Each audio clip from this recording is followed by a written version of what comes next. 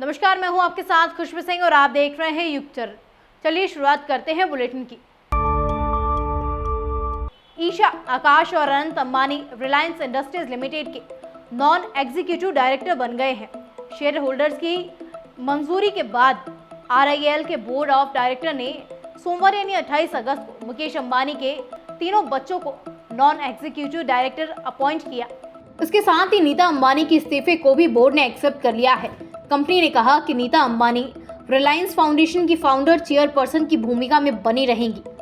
Reliance foundation की chairperson के तौर पर नीता अंबानी RIL बोर्ड बैठकों में शामिल होती रहेंगी। रिपोर्ट के अनुसार नीता अंबानी ने रिलायंस फाउंडेशन को ज्यादा समय देने के लिए कंपनी के बोर्ड से इस्तीफा दिया है।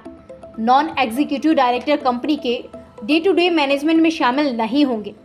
ये इंडिपेंडेंट एडवाइजर के रूप में काम करते हैं, पॉलिसी मेकिंग और प्लानिंग एक्सरसाइज में शामिल होते हैं। इसके अलावा वो एग्जीक्यूटिव डायरेक्टर्स और मैनेजमेंट के कामों पर भी नजर रखते हैं। इससे पहले पिछले साल RIL की 45वीं AGM में मुकेश अंबानी ने कहा था कि आकाश और ईशा ने जियो और रिटेल में नेतृत्व की भूमिका निभाई है। वो स्थापना के बाद से रिलायंस के कंज्यूमर बिजनेस में शामिल है। उन्होंने कहा था कि अनंत भी न्यू एनर्जी बिजनेस में शामिल हो गए हैं और अपना ज़्यादातर समय जामनगर में बिता रहे हैं। अंबानी ने कहा था, तीनों को पूरी तरह से हमारे फाउंडर की मानसिकता विरासत में मिली है।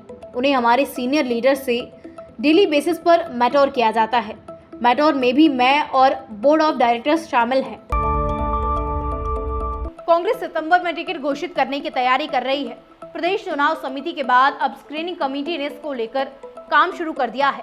कांग्रेस स्क्रीनिंग कमेटी के अध्यक्ष और सदस्य अगले 4 दिन तक लगातार बैठकें करके उम्मीदवार चयन कर फीडबैक लेंगे। इसकी शुरुआत सोमवार से हो गई है। स्क्रीनिंग कमेटी के अध्यक्ष गौरव गोगोई, मेंबर गणेश गोडियाल और अभिषेक दत्त 31 अगस्त तक रोज संभाग वार नेताओं की बैठक करेंगे। कमेटी की सोमवार को प्रदेश चुनाव समिति के नेताओं के साथ अस्पताल रोड स्थित कांग्रेस वॉर रूम में लंबी चर्चा हुई। स्क्रीनिंग कमेटी अध्यक्ष का ये पहला राजस्थान दौरा है। कांग्रेस वॉर रूम में स्क्रीनिंग कमेटी को प्रदेशाध्यक्ष गोविंद सिंह डोटासरा और वरिष्ठ नेताओं ने टिकटों के पैनल और अब तक की गई एक्सरसाइज के बारे में जानकारी दी है। ब्लॉक और जिला स्तर से आए दावेदारों के पैनल पर चर्चा हुई। इस बार प्रदेश चुनाव समिति अपने स्तर पर उम्मीदवारों को स्क्रूटनी पर ज्यादा फोकस करेगी। इससे स्क्रीनिंग कमेटी का काम आसान हो जाएगा। कमेटी सितंबर के पहले सप्ताह तक पहले फेज में घोषित होने वाले उम्मीदवारों के नाम सेंट्रल इलेक्शन कमेटी को भेजने की तैयारी में जुटी है। दुनिया की सबसे बड़ी इलेक्ट्रॉनिक मैन्युफैक्चरिंग कंपनी फॉक्सकॉन के फाउंडर टेरी गो ताइवान का राष्ट्रपति बनने के लिए चुनाव लड़ेंगे। सोमवार को उन्होंने निर्दलीय उम्मीदवार के तौर पर अपनी दावेदारी पेश की कि राष्ट्रपति पद के उम्मीदवार के तौर पर उनकी दूसरी बिड है।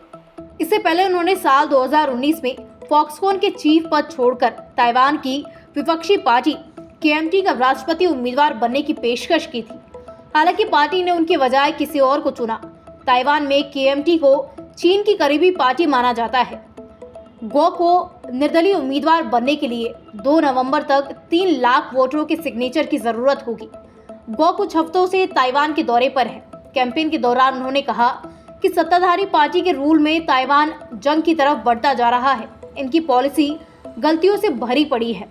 गो ने लोगों से कहा, मुझे 4 साल दीजिए, मैं ताइवान में 50 साल के लिए शांति ला दूंगा। ताइवान को यूक्रेन नहीं बनने दूंगा।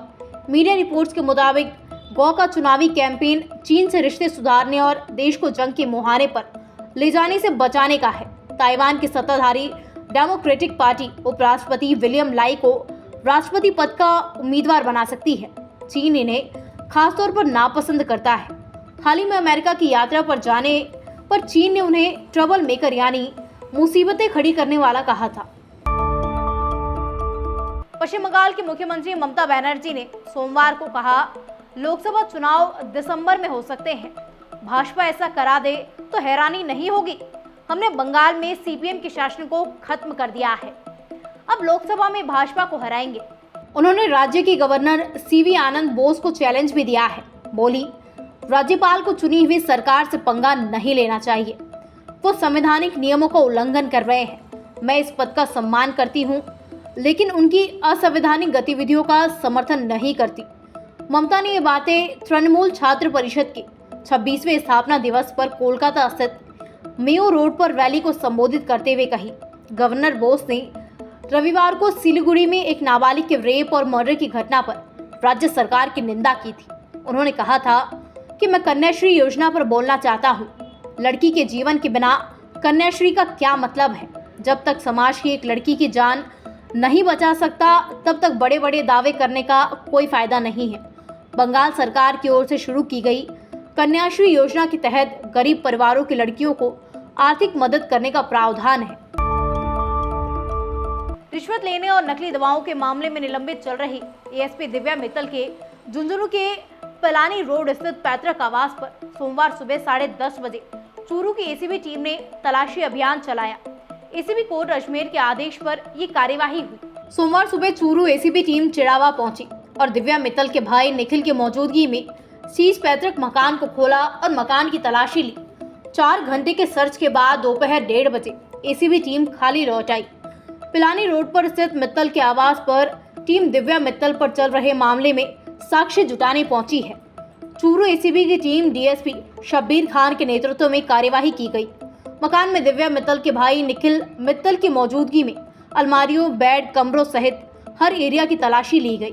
चूरू एसीबी की टीम डीएसपी शब्बीर खान ने बताया कि 9 जून 2023 को भी चूरू एसीबी की टीम यहां आई थी, लेकिन दिव्या मित्तल के मकान के आगे लगा शटर बंद था।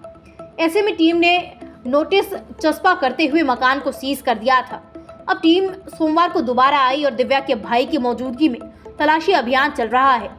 यहाँ दिव्या के माता पिता और भाई निखिल रहता है।